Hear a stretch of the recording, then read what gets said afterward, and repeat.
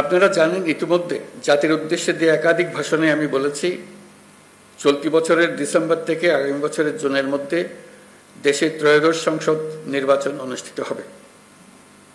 সেই নির্বাচন যেন সুষ্ঠু ও শান্তিপূর্ণ উপায়ে অনুষ্ঠিত হয়, সেজন্য পুলিশ সদস্যদের ভূমিকা খুবই গুরুত্বপূর্ণ। নির্বাচনে সকল প্রতিদ্বন্দ্বী প্রার্থীর প্রতি সমান আচরণ ও ভোটাররা যাতে নির্ভয়ে নির্বিঘ্নে নিজেদের ভোটাধিকার প্রয়োগ করতে পারে, সেই পরিবেশ নিশ্চিত করা আপনাদের এবং আমাদের সর্বোচ্চ দায়িত্ব। মনে রাখবেন, কোনো ব্যক্তি যদি অন্যায় বা অনিয়মের মাধ্যমে নির্বাচিত হয়, সে ব্যক্তির দ্বারা ন্যায় প্রতিষ্ঠা সম্ভব নয়। সুতরাং নিশ্চিত করুন যাতে কারো দ্বারা ব্যবহৃত না হন।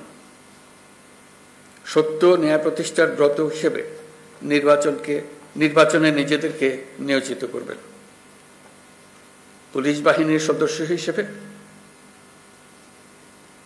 তারও চাইতে বড় বিষয়, এদেশের একজন নাগরিক হিসেবে ভবিষ্যতে কখনো যেন পুলিশ বাহিনীকে দলীয় বাহিনী বা অন্যায় কাজে ব্যবহার না করা যায়, তার জন্য একটা সুষ্ঠু ও নিরপেক্ষ নির্বাচন অত্যন্ত জরুরি। নির্বাচনের আগের সময়টা অনেক কঠিন সময়। আপনাদের সজাগ দৃষ্টি রাখতে হবে, পরাজিত শক্তি যেন কোনোভাবেই দেশকে অস্থিতিশীল না করতে পারে।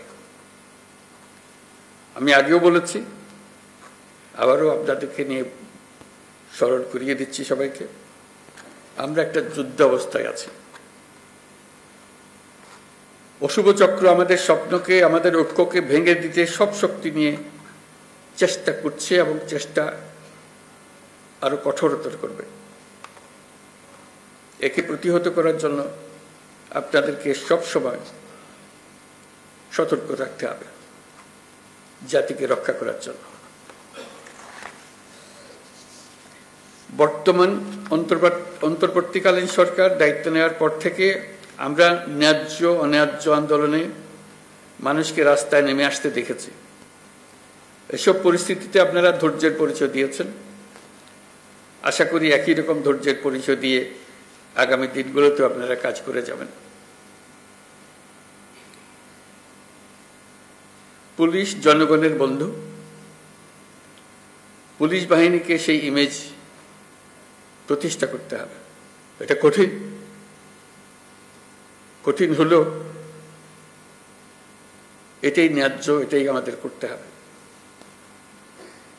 প্রথমবারের মতো এবার পুলিশ সপ্তাহে ধর্মীয় নেতা, সাংবাদিক ও বিভিন্ন সম্প্রদায়ের নেতাদের সঙ্গে বৈঠক অনুষ্ঠিত হবে বলে আমি জানতে পারলাম। এই বৈঠকে পুলিশের উপর জনসাধারণের প্রত্যাশা নিয়ে আলোচনা হবে। আমার প্রত্যাশা হলো এটি যেন চলমান থাকে। প্রতি বছর পুলিশ সপ্তাহে যেন এই ধরনের বৈঠক অনুষ্ঠিত হয়, আর যেন পুলিশ সপ্তাহের জন্য অপেক্ষা করতে না হয়। সুযোগ পেলে এই ধরনের বৈঠক দরকার, তাতে পরস্পরের বোঝাবুঝিটা পরিষ্কার হয়ে যায়।